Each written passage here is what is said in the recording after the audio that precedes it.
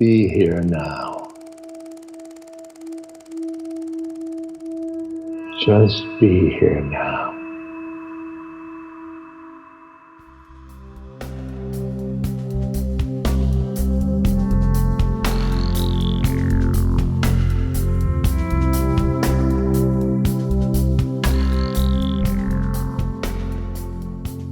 Hey everyone, it's Mindrolling back with me as your host, Raghu, and I have a delight today. I've got an old buddy, East Forest, Krishna. Hey, glad to have you. And then I have it's always a thrill for me, Jon Hopkins, whose music speaks for itself over many, many years, and we're going to talk about it. And these guys put together a track using some Ram Dass audio that is superb, spectacular. As soon as I heard it, there's also an incredible video that John's team put together, labeled Domino. And well, I should say, yes, please. Let's put them in the mix as well, and that's all going to be available to you and linked up in the show notes and all that stuff. So, John, welcome to the podcast. Thank you. Good to meet you. So, I know of you because of Brian Eno, who I have loved for a long, long time, and all the way back to Music for Airports. And I was doing some things then that made that album and that music maybe saved my life in the moments where I was doing some wild extracurricular activity, shall we say. You can say what it is. I think that's safe. Yeah. Okay. Ethnogens. Okay. Way back in the day. And so it's a real pleasure to have you on. And I just want, and this is something that I love to get from somebody I have not met before, which is, how did this all emerge from wherever you were brought up and all the causes and conditions that contributed to who you are now? And of course, we're going to talk a lot about a subject that's very dear to you, which is the proper use, that's a little bit judgmental, the use of ethnogens as therapy, as transformational process. And but how did you even wake up to the fact maybe there's something else out there aside from what they've been feeding me in this culture?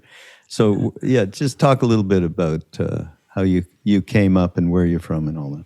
Yeah, sure. So I was born in South London to a loving middle-class family. Music appeared like pretty much as I did, with me. Within 2 years, I was improvising and playing around with toys and just showing signs of musicality. And my parents were very supportive, and they put like a little mini piano in the house when I was young, and I taught myself, and it just became an obsession. And I think it saved them from my kind of slightly overly energetic self, because I had something to really dive deep into from quite an early age. So I didn't need quite so much attention. And then as I grew up, the real switch into that realization you talk about was actually cannabis. When I was about 14, 15, and there was obviously no framework or real education around the subject because it was just forbidden, and that was that. And but I came into contact with some and just started experiencing music in a completely different way. And suddenly, I found some ambient stuff there was a German label called IQ, which made a lot of great trance and techno, and they had a little ambient offshoot label called Recycle or Die. And this was 1994 or 5 or something. When I first heard it, and it was this, super long form tracks, lots of arpeggios, and the kind of classic German psychedelia sound a little bit. But I just started seeing things, in this combination of this wonderful music and cannabis. And, my life at the time was a little difficult because, being 14 sucks anyway. And, at a school, I was at a boys only school. Yeah, there's not much to say for that time of life, really. And I feel sad when I hear people say it was the best time of their life. For me, it was like, that's about as, you're neither one thing nor the other, and you don't really know what you're doing. And, you haven't yet learned anything, but you're starting to grasp the seriousness of life, perhaps. But so I didn't feel like there was much going on in my real world, and so I dive quite deep into music, and I consider cannabis to be a psychedelic, really, as far as taking the word at its meaning as mind exploring. And I found this other band called Ozric Tentacles, who are like a classic progressive rock band, strongly influenced by Hawkwind. And, I don't know, you're both smiling. Maybe you've heard of them, but No, I love the name. It sounds like a progressive band. Yeah, that's why I was like, that's perfect name. Yeah, I mean, there's some anyone wants to check out what I'm talking about, listen to the song called Dance of the Lumi. Say honestly, the band name again? Yeah, Ozric Tentacles. Ozric Tentacles, okay. Yeah, I have to credit them with... Notes. Yeah, I have to credit them with getting me started, really, because there's a lot of crazy guitar solos and a lot of long hair and that kind of stuff, but that wasn't what I was interested in. I was interested in how they use synths, and I'd never heard this use of analog synths before and arpeggios, and it's an obsession that remains to this day, which is like the combination of electronic music and psychedelics or meditation. And so these guys kind of set me on this path, and I started having these insanely blissful experiences, just combining cannabis with listening to this music. And it was a very solo activity. I would just dive in most nights on my own. And I mean, it wasn't really healthy because there was no one guiding me. And I went pretty deep until it stopped working. By the time I was about 16, 17, this magic had kind of departed, and it was as if I'd used up my tokens almost, there's like it's almost like a no entry sign in front of that. So I started to become, in fact, it started to become quite a negative thing, and I was realizing I was dependent, and, I had to start looking outside of that. And it wasn't until I was 21 that I actually became quite ill with a kind of chronic fatigue syndrome, or ME. And so I had this period where life had got on top of me a bit. And in that time, I started to think, well, I got a lot of this, I can't really do very much. So what can I learn that doesn't require too much energy? And I thought, I'll learn to meditate. And I went on to that just popped in your head. Yeah, it was just like, I'm the kind of person that should learn that. That's what I thought. And I remember very clearly this moment of just, the internet was young then. This was 2001. If you only had it, I'd had an email address for 3 or 4 years at this point or something. And I typed in meditation into Amazon, and this book came up called Meditation as Medicine. I was like, well, I'm quite unwell and I want to learn to meditate. This sounds kind of perfect. It turned out to be a book teaching the basics of Kundalini yoga. Who wrote it? Do you remember? Dharma Singh Khalsa, who is a Sikh community. Yeah, well, he's converted to Sikhism. He was, and he'd learned under Yogi Bhajan, who, of course, there's some problems around, but the techniques discussed in that book are ancient, and with everything I learn, I separate out from, there's no one kind of teacher, but I essentially started to reconnect to some of the magic that I found through those early cannabis experiences. And I gradually went to, I suppose, open my third eye just through this process of having a Kundalini sadhana in the mornings. It's obviously, that was 20 years ago. But I just started to glimpse little touches of infinity here and there. And, when you just those little cracks through, first. I was not really ready or interested in taking any entheogens. At that point, I felt, the idea of mushrooms at that point would have been terrifying. It wasn't until I was 27 and I kind of settled a lot more into myself, and I'd written a lot more music and perhaps become a bit more confident generally, that I started to think, well, you know, when I saw friends taking mushrooms on a beach in Scotland, I thought, I'll just, you know, maybe try a little bit of this. And what followed was the kind of classic life-changing experience. Wow. Where you truly see nature for the first time. You stay at your own hands and you realize, wait a minute, I've got hands, and what's I? You know, all that stuff suddenly hit me, and I kind of got set down that path for a little bit. Well, I think the three of us have very similar experiences. Mine, you know, I've told a billion times on this podcast, but it was a real transformational moment when I actually went, when I was around the age you're talking about, when cannabis and music really did it for you.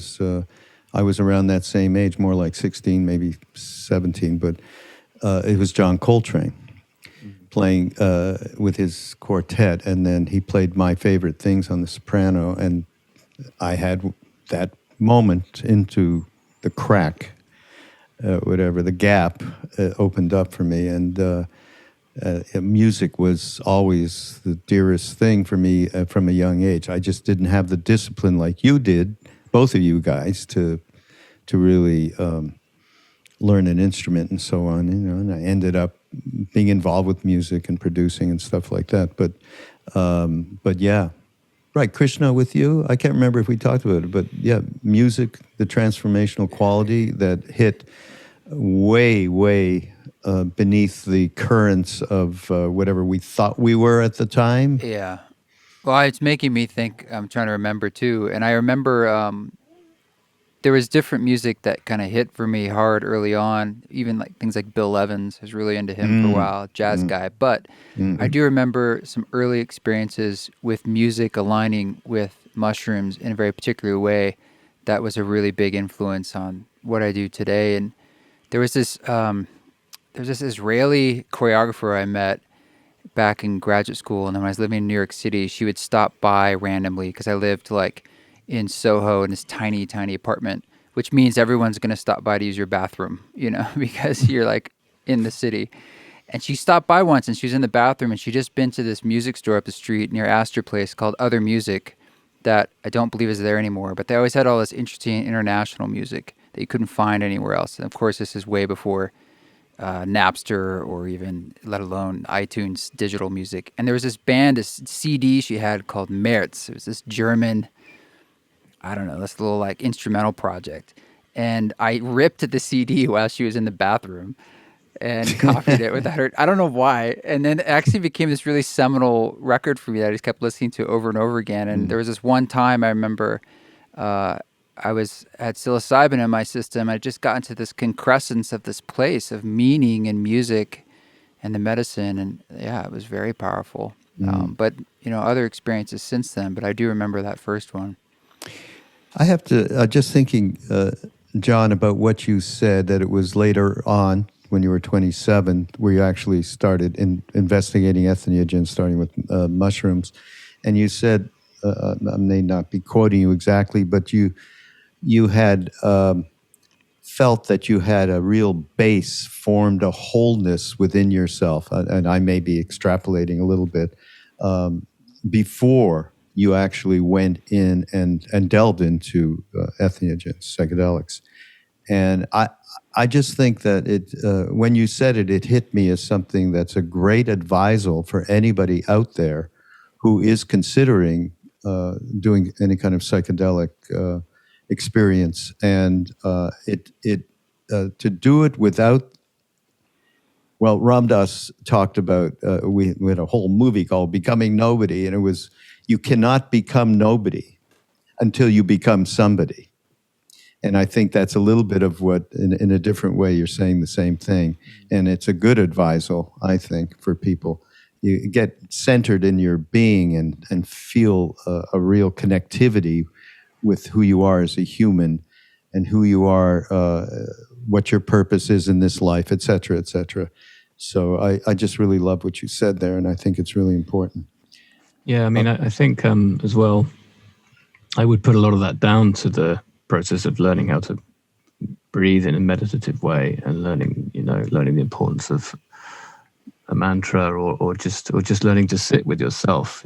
Just learning to sit with yourself. Yeah, yeah, and absolutely. Otherwise, it's just like you're diving off a cliff. You got no idea what's going on at the bottom. Yeah. Okay, we've just spent 15 minutes rapping about all of this, and when we're talking about music here, and I hate to not share with the audience. So, and you guys will talk about it after. But basically, Jon has a new album that'll be coming out this fall, and the single on it is a collaboration with Krishna, known as East Forest, and using some piece of a talk of Ram Dass. And I don't even want to describe or say another thing. Here we go. We're going to play the track. It's debuting here on Mindrolling. As if in each of us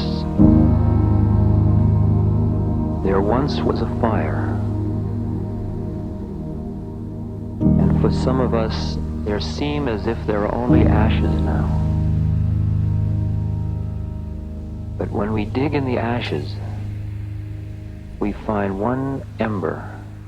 And very gently we fan that ember. Blow on it.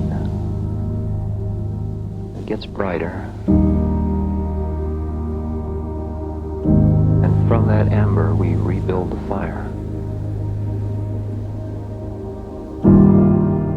Okay, when I first heard this track, now we've been doing different things through our Soulland music series with various musicians, and most prominently is East Forest. And I won't get too far into the whole idea that he had and stuck to, because he said, I want to go over and just hang out with Ram Dass, and I'm going to record whatever. I said, it was what? more nuanced than that, but You think? Well, I like that. Oh, and I said, what are you doing that for?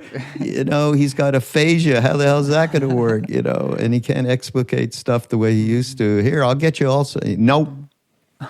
And then, of course, you had sent me some material that made me realize, let's stop pushing whatever it is I thought it should be onto East Forest. So this wonderful record emerged, and we've been working with different people, and they've been using prominently also Justin Barretta of Glitch Mob has done a couple of beautiful meditations with Ram Dass, with his sonic atmosphere underneath. And then I heard what you guys did, and I was really struck. The sophistication of the integration, because that's not always easy to integrate what, in this case, Ram Dass, his words, from his talk, his tone, his relationship with the audience, all of it was going on, to integrate a musical bed underneath that and have it be integrative is not an easy thing. And I was just struck by it. So, I just think it's an extraordinary track. Now I got to hear from you guys. How the hell how'd you meet, and how'd you put this together? The way we met's kind of funny. It's Instagram through Anna, our dear friend, DJ Anna, who is such a sweetheart. And I met her, I don't even normally catch these sorts of things, but she had, I don't know if she made a comment or something, and I was like, hey, your music is interesting. And we started connecting and worked on a track together. And she, I think, had mentioned, Jon, that you guys knew each other, and that, I don't know if I was like, I'm a huge fan of Jon, or she said, Jon would love to chat with you. Whatever it was, I was over the moon. And then we started connecting. And Raghu, you had been asking me to explore doing something with older Ram Dass material. And as you said, the Ram Dass album we made was newer material. And that was very intentional. And I had never worked with actually a recorded sample of someone speaking that I hadn't recorded myself ever. So I had this sort of aversion to it, almost like I just want to paint with the colors that I have, like what's sort of given to me. But I thought, what the hell, let's give it a shot. And when we searched for a long time for a talk, and we found that talk from 1975, I believe he's at a Unitarian church in Massachusetts. And it's a long talk, about 2 hours, but he just felt so tapped in and so open. And I took out a lot of the religious specificity and took the 2 hours, and I probably put it down to like, I don't know, 10 to 15 minutes or so.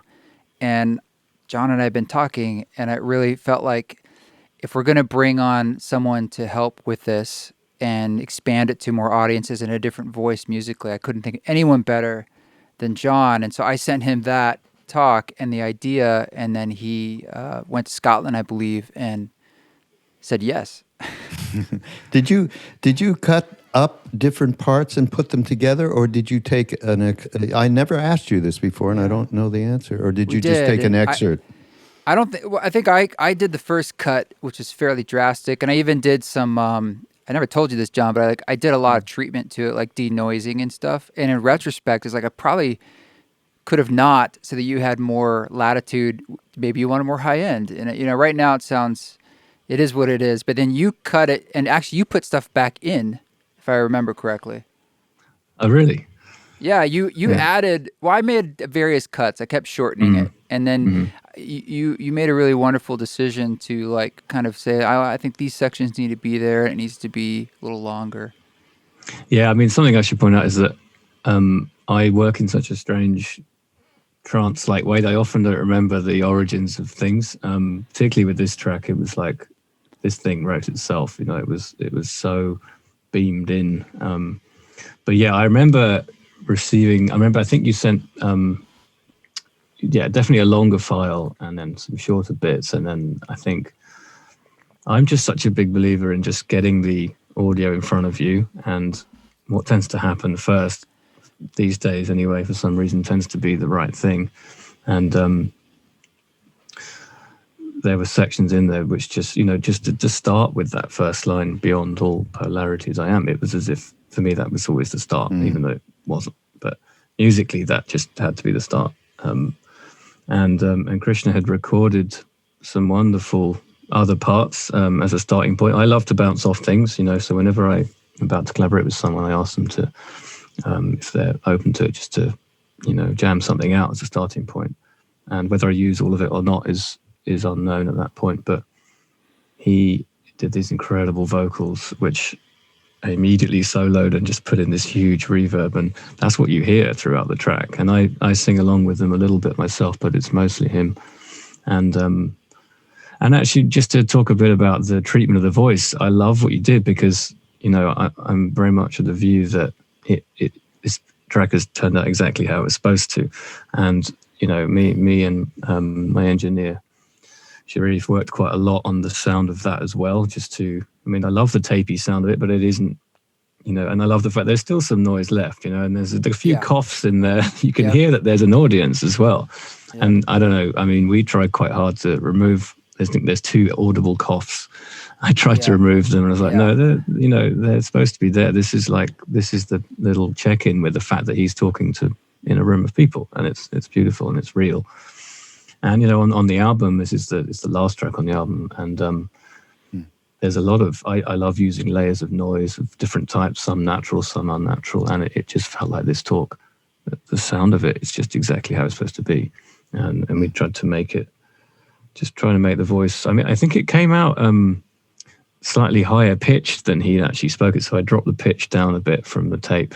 And tape machine, that was you caught that. That was really slick, and you dropped it a little bit, and I was like, oh, there he is. Yeah, it was a semitone, so it's quite a meaningful amount, which meant that when I first heard it, it was like, he sounds quite shrill. I thought, that's not the voice I have heard before. So it was just like, and then it's a down one semitone. So that's exactly it. And then once that started clicking, it was like put the vocals behind, and then there was this really potent moment that I'll never forget, which was, I wasn't in this studio you see now. This studio was not yet built at this point. This was last October, I think. but this piano is the same piano that you hear on the track. I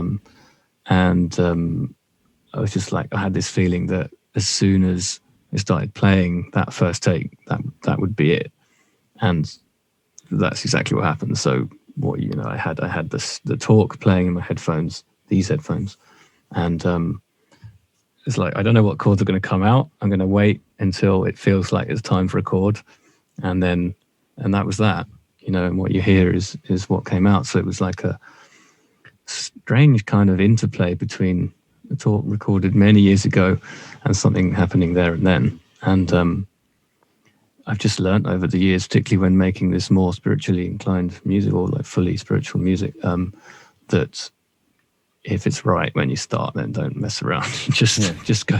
The tweaks I made were very small. Just sometimes it was like more space between his cadences or his paragraphs, and sometimes it was allowing a bit more room for the other instruments. But generally, everything it really just landed.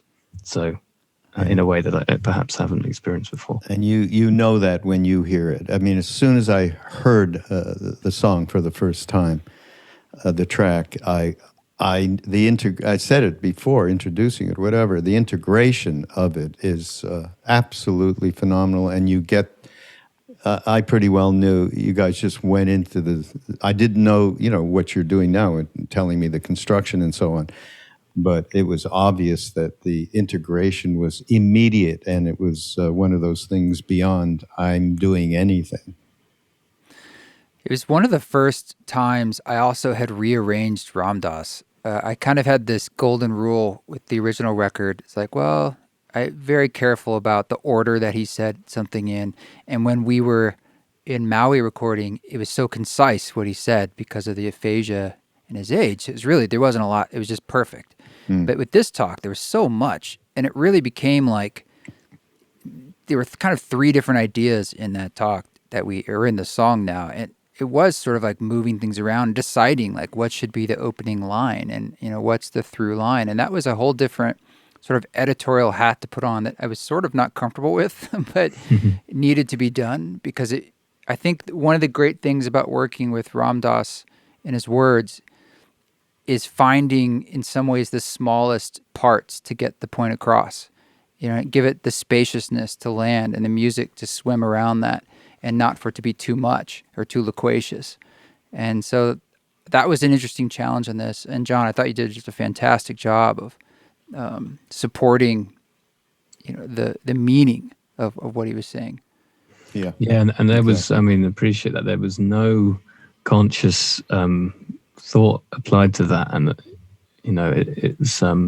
it's like as a different part of me kicks in, and I'm sure you know this feeling as well. I'm sure you both do, where you just like, I'm getting out of the way of this, and you just see yourself doing these changes, and you're like, whatever it is you're working on, and it was really clear in that way. So I just kind of got out of the way, really. It's the hallmark, a bumper sticker for any artist is, just clear out of the way. Yeah, absolutely. Can we, just want to switch gears a little bit, just because, you've done a lot of work with Brian Eno, and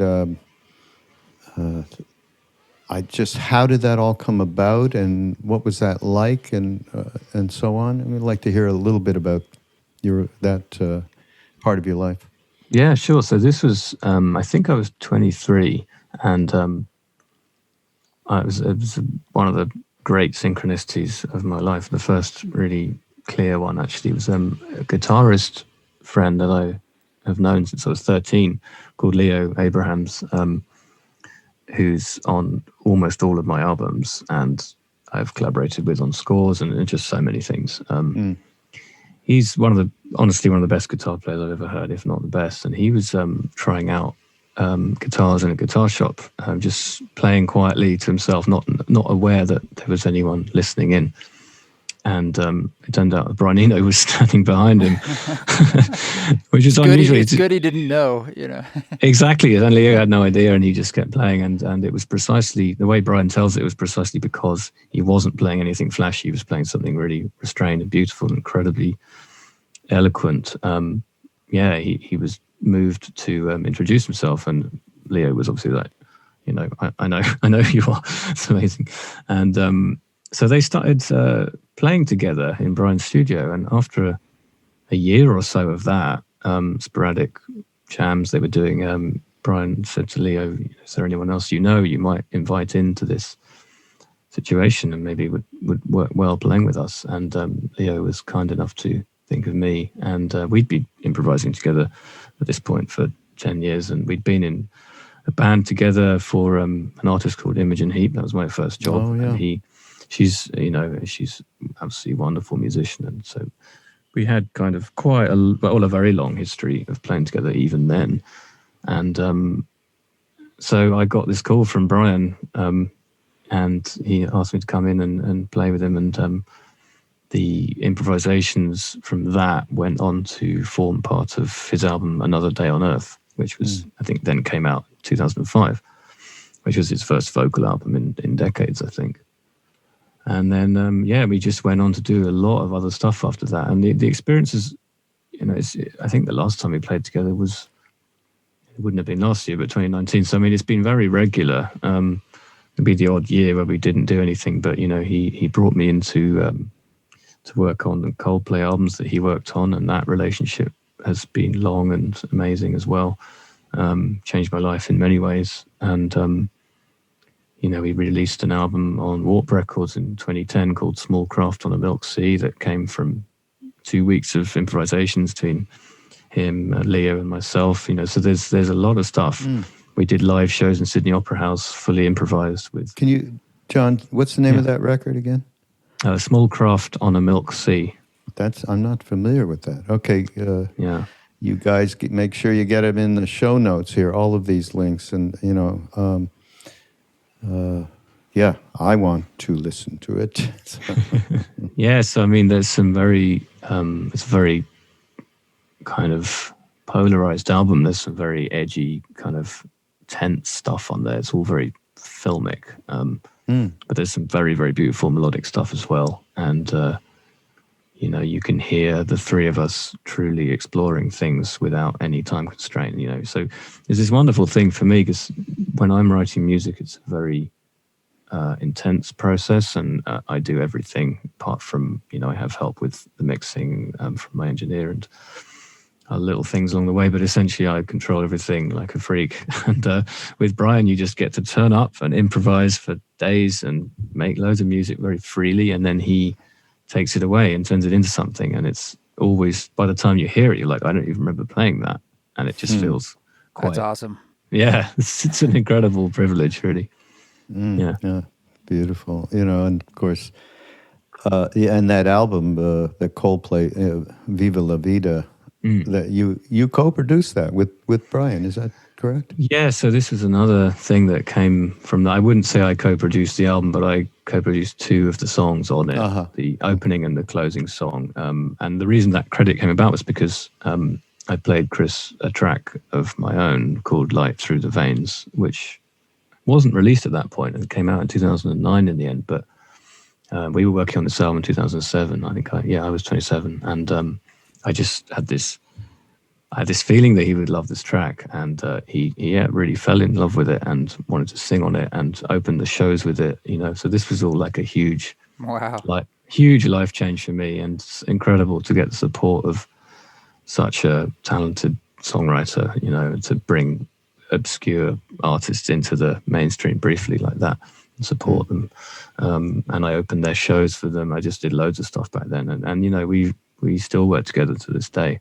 Oh yeah, we still write together, and it's you know, all this came through Brian originally. Oh, lovely, amazing. What a trip!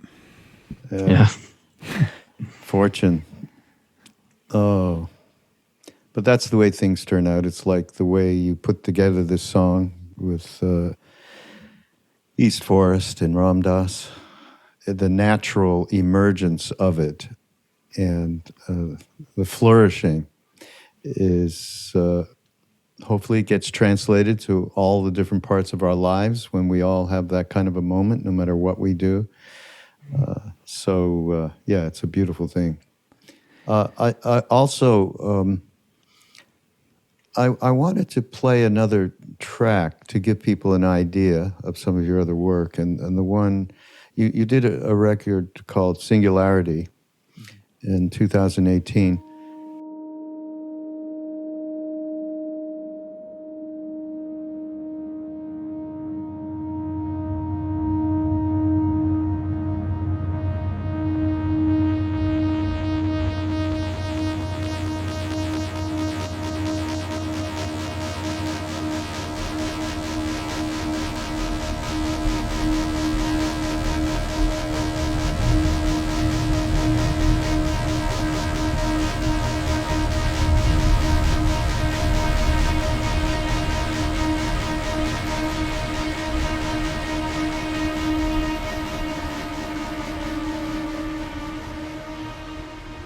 Can you just talk a little bit about how that came about? Yeah, so I think that was my fifth solo album. Just checking, that's right. Yeah, that's right. And it got a lot of acclaim, right? That record got a lot. It did well. Yeah, it was top 10 in the album charts over here, which is pretty weird for an instrumental electronica album. And yeah, it was a Grammy nomination over there, and a lot of stuff I never thought would be particularly available to someone making this kind of music. And but it came. I mean, this was the point, to go back to our earlier conversation, at which entheogens had crept into my life in a different way. So around would have been 2015, just as I was starting to write this album, I finally became comfortable enough in myself to be curious and act on the curiosity about what DMT might be like. And I can honestly say it's not something I would recommend. I wouldn't recommend anyone take anything, of course, but this is, I feel like I probably had my time with that experience, but it did change everything. And I'd been doing transcendental meditation for I think about a year at this point, and that was where I finally felt even deeper connection, even deeper solidity within myself. And I was like, I can't imagine going through my whole life without having this experience, having read a lot about it and watching The Spirit Molecule and all these things. Curious about the effect it would have on creativity. And this album was born out of those experiences, really. And in fact, it's only the beginning of that story, really, because the new album takes that and times it by 1,000. But Singularity itself was also, I realized in retrospect, was also very tailored for live performance. It was very much about getting people to dance and lose themselves in the trance state that comes with dancing.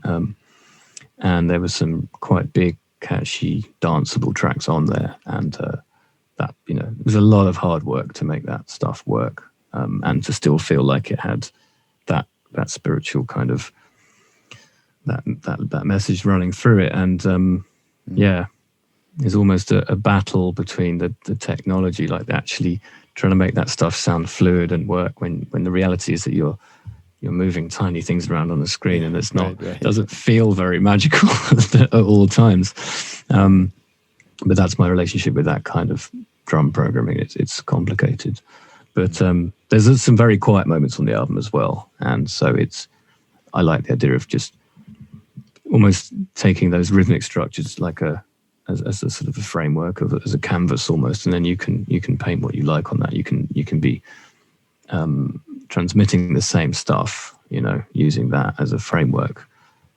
But it was a very long and difficult one to make, but it, like you say, it did open a lot of stuff up for me. Yeah, and gave seminal. Me some freedom.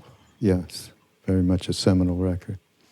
Could I interject something there, John? Because I think the track "Sit Around the Fire" single probably wouldn't have come about if it wasn't for COVID and like you essentially being home and having time. And on top of that, I remember at the time you saying like when we first, I hope this isn't too personal, but you were just having trouble like sleeping, and you're just trying to get your center again after all the stuff you've been doing and the sort of more beat driven music. And I think that it was the perfect timing and alignment of where you were at in your life that led to like wanting to making a very spacious track like that. Yeah. And that was somewhat an alignment of what was happening, is like one of the gifts of COVID, of having that spaciousness in that time and a desire to create the feeling that came out of it. Yeah, that's completely the case. And in fact, that applies ultimately to the entire album. None of it would be here. We wouldn't be talking had none of this, happened. But there was there's a whole section of the album, a 20-minute section based around an experience in Ecuador of living in caves, which is a whole other story. That one already existed, and then Sit Around the Fire appears October, November, and that was the point where I realized I might be writing an album. I wasn't really aware that I was writing an album at this point, and I was. Yeah, it was kind of a magical thing when you realize you're quite a way into something. Yeah, it could be really important to you. Yeah, yeah. Hey, you just ran over something like a throwaway, but I caught it. Okay, the caves in Ecuador. I got to hear about the caves in Ecuador.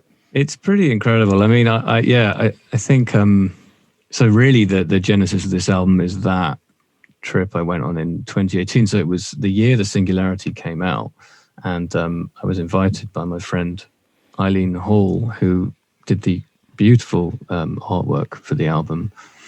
Her father, Stan Hall, had made his living as an explorer, like genuinely just exploring, looking for ancient treasures and mapping places, and he was obsessed with these caves called the Tayos Caves.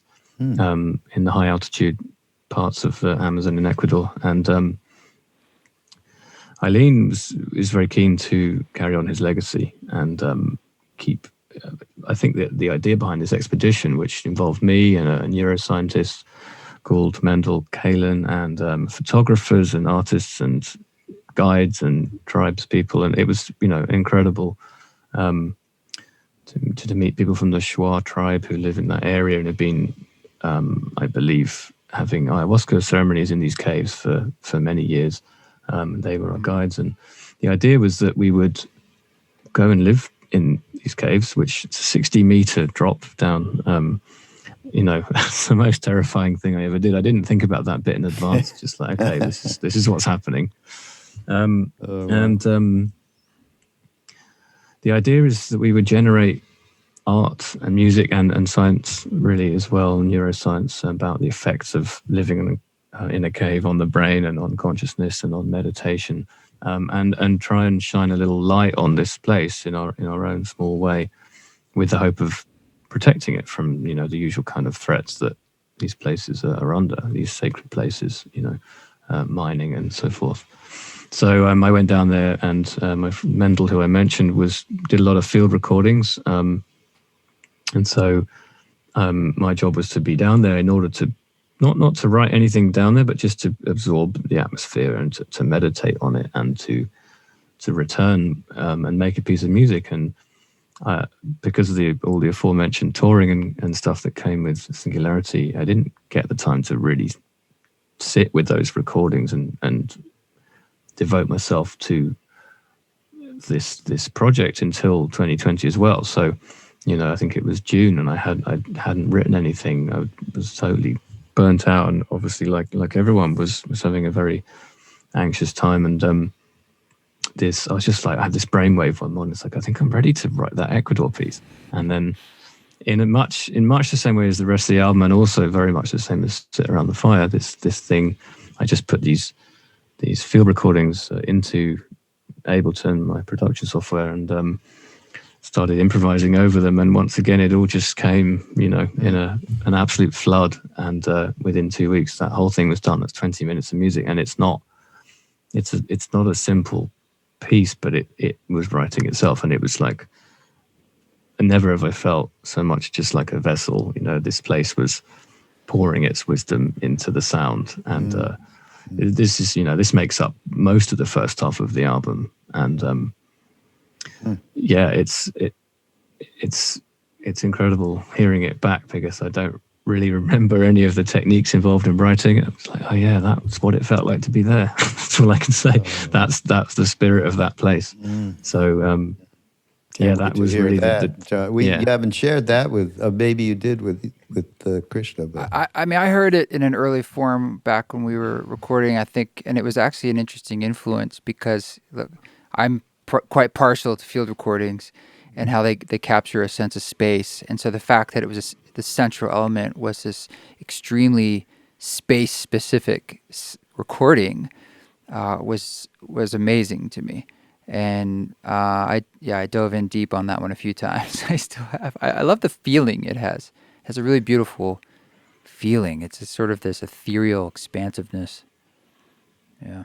Yeah, I mean, so this piece you can hear, like it will be released with the album in November, but it is available on a sort of, I don't know how to describe really, a kind of a website that's about these caves called, if you look up the Liminal Compass, you can actually go in and there's all this stuff you can read, incredible images, and you can hear that piece in there. And so this kind of emerged before anything else was available to anyone. Oh, so say it again, Liminal? Yeah, the Liminal Compass. And I think the website is tayos.org, which is TAYOS.org. Okay, great. So that's on there. I want to go there. I want to go there now. So I want to play another track before we have to go. And I'll just say that I listened to this track. It's called Wintergreen from, I think, it's an EP or something, Piano Visions? Yeah, it's piano versions, and it's actually a cover of a Brian Eno and Roger Eno collaboration. Right. It was a beautiful story. Roger is a great pianist, and he was playing these melodies on just straight to MIDI, which is which Brian would then take and then do the sounds for. So it's a beautiful, simple, but very evocative record, and I just wanted to do a piano version of that. Okay, well, here's what happened to me, because I put it on this morning, and, I was doing stuff, getting ready, know a little bit more about you for the podcast and everything else I'm doing in terms of all my work. And, shall we say, a little bit of spinning was going on, and no matter that I did my practice, and I'm like, wait a minute, what the hell? And I was still unsettled. Let's put it that way. And I put the track on. And it did the job, John. That's all I got to say. Yeah, it's a good one. I have it on vinyl. It's a good one. You do? Yeah. Oh, it was given to me as a gift recently by Radha. Oh, amazing. Nice. Oh, yeah. No, in all of the work that I've been doing, since I first went to India all those years ago with Ram Dass and all that, and met Neem Karoli Baba, the development of a spacious quality through meditative practice, through mindfulness, through whatever you do, mantra, whatever you do, kirtan, reading a book, listen, it doesn't matter. The development to me for me of spaciousness within the presence of within Be Here Now is the easiest way to put it, is extraordinarily important to be able to navigate the day-to-day stuff. And, we are getting thrown some, really difficult stuff since COVID, since racial injustice, polarization in this country is enormous. And that is so evident in this track, that spaciousness with your piano playing, and the composition itself. It'll be a go-to thing for me now. So I thank you for it, John. Thank you, and thank you for saying that. And I think these pieces that I'm doing, particularly that piano version of EP and the new album, are getting more and more spacious as things around us get less spacious, direct reaction. And this is how I cope with things. And I think that to hear that anyone is also feeling some of that space through it it's literally the point of it for me. So thank you. And here we go. Let's, everybody take a listen. This is Wintergreen from Piano Versions.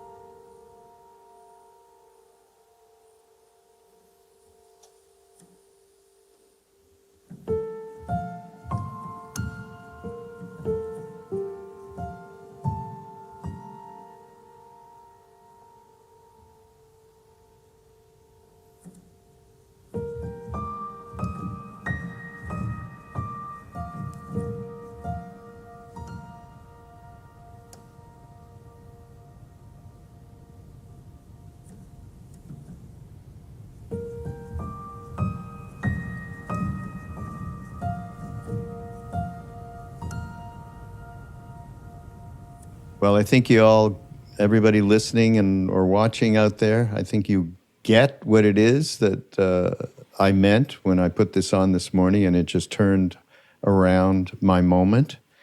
And just delighted to have you here and Krishna as well. Just before we go, though, so the album is called Music for Psychedelic Therapy. Am I correct? That is correct, yeah. And that's Sit by the Fire that we played earlier in the podcast. And that's, with everything that's going on, I want both your reflections here. Everything that's going on with, and the wonderful work that Rick Doblin's doing through MAPS to help create an atmosphere where this is going to get government approved. People will be able to carry on therapy without hiding in back rooms, doing stuff with people and all of that, which is extraordinarily important. And so that you are providing that it's just a poignant moment because so much of that kind of work is going on. And to have, for me, music is a guidepost, and to have that fit into the kind of work that many people are doing, I think is a tremendous accomplishment, Jon. Now, I haven't heard the rest of the album, and I'll probably be bugging you to get me in advance or something. Of course. Send it to you. Yeah. But just talk a little bit about how this came about and what your own personal involvement with the title of this album. Yeah, I think all of this comes from subconscious things. So it's almost like I'm the last to know what's actually going on. Conscious me, the ego bit of me or whatever is like, oh, this is what we're doing, is it? But for a while, it seems that a part of my brain has been thinking about this concept. And I have some friends who I met through the psychedelic world over here in London who had run our psilocybin for depression trials, which of course you have over there at Johns Hopkins University, I believe. Mm-hmm. I'd just been talking with my friend who was running that trial about the playlist and what people were listening to, and we were sharing tracks and ideas, and I was just like, I think a part of my brain was like, well, your experience, psilocybin, for example, is not made up of lots of different 5-minute sections which come from different people. I feel like there's a genre here. There's a new, I don't want to call it anything a new genre anymore, but you know what I mean. It's like there's a different kind of framework possibly that we can write in, which is longer form, I can't write 6 hours of this stuff yet, but to sort of jump forward to when I was writing this record, it was ketamine that I was finding to be particularly powerful, and the length of time that experience takes is roughly the same as the length of the album. And the title appeared to me after a ketamine journey in which I was testing out some early versions of this track. It's like, oh, this is what I'm making. This is the name of the album. And it was like the most clear thing I've ever, it's like, there's no question, and if anyone has problems with it, I can't help, I'm afraid, because this is what it is. And then it all started to come together very quickly. This whole thing was written really in about, maybe the bulk of it, about 6 months, which for me is short. But the ideas go back throughout my life. But I just think that, there's a lot of conversation about the legalization, and it's all wonderful, but maybe I'm biased because I'm a musician and also I'm in this area, but to me it seems like we should be talking about the music with almost equal importance, because you can't separate the two experiences. I don't know if either of you have read the Michael Pollan book, How to Change Your Mind, but he brilliantly details how he has I don't remember what medicine it is, I think it's psilocybin, but he has an experience that is quite claustrophobic and unpleasant, and it's because the music that's playing is a little dodgy, and then they change it to a beautiful Brahms quartet or something, and suddenly everything opens up, and that's so it's the difference between, and he writes it beautifully, and it's the difference between the one and the other. You've got to be hearing the right thing, and obviously I'm not saying it's going to be right for everyone, but I've written what works for me. That's all I can do, or what comes through me, maybe, with the hope that it will do the same thing for others. And it's an unusual thing to say about your own music, but I had, when I was testing it out towards finishing it off, I was just like, I don't know where this came from, but this is the deepest thing. It's the deepest thing I've done, and I don't know how I did it. But there you go. That's so great, Jon. Really great. And of course, Krishna, I know you've been working in this area a lot. You took the words out of my mouth. I mean, that's my experience as well. And I want to highlight that what you said about, at least in the psychedelic music space and therapy and this whole thing that's emerging, music is most definitely a bit of an afterthought. And it's a mistake, because not only traditionally, and we see this across the ages of indigenous ceremony, but the music really becomes the ceremony. It's the central guide, and it is not an afterthought. It's incredibly important. And so I really honor that you put something out there that can be used as a tool this way. And I agree, too, that right now the playlists that are out there for it, if you think about it, like all the songs on them, they're like, this is off-label use in a sense. Like none of them were designed with the intention. They might work just fine in different ways, but they're probably shorter. And more importantly, this hit me once on a journey. I was listening to a playlist someone made and going, I was ketamine journey at my partner's therapy clinic. And it was like every time a new song came on, it was like a different soul entered the space. It was like a whole new language. And I was like, all right, I had to reorient. Okay, where are we? Who is this? What kind of vibe? And then it would be over. And then there was another one. And I was like, oh, there's a real value to a single artistic voice carrying you from beginning to end. And it's almost this like modern hybrid of what the shaman or facilitator was. There's one person singing the Icaros or singing the Lakota Sweat Lodge songs. They may be different songs, but there's one voice. And that's something that had been missing largely in these modern offerings, which there are very few. So you're putting yourself out there in a way that's very needed. And I think there's value to that is yet to be recognized. Well, that's an interesting point. I mean, yeah, it's like, it's almost as if with a playlist thing, you've got like a revolving door, and you've got all these people with their histories, their personalities, like, their lives. Karma. Yeah. Yeah. And I don't know about you, but if I'm deep in an experience, I start thinking, who's this musician? I want to know about them. Yeah. I feel it. Sometimes I'd be like, I don't know, something's off about this. I don't know what's going on with this. I mean, the music's okay, but something's off. I feel a little off. Yeah. But it was crazy. But in some of the formative stages of writing these tracks, I would feel, I would test out on ketamine and test out where the tracks had got to, and if they were wrong, and I hadn't noticed in my waking consciousness, I would notice in the ketamine space, and it would be so extreme how wrong they sounded. And I realized it was like wading through sludge. It's just like this awful, so something's just a bit, and I'd come back with these realizations, like return from the ether with these crazy detailed notes about what's wrong, and then rebuild it. And it's pretty cool. Yeah, I know that feeling that you're talking about when you test it out and you're hearing something, and the medicine allows you to separate where you're not sure how things were made anymore.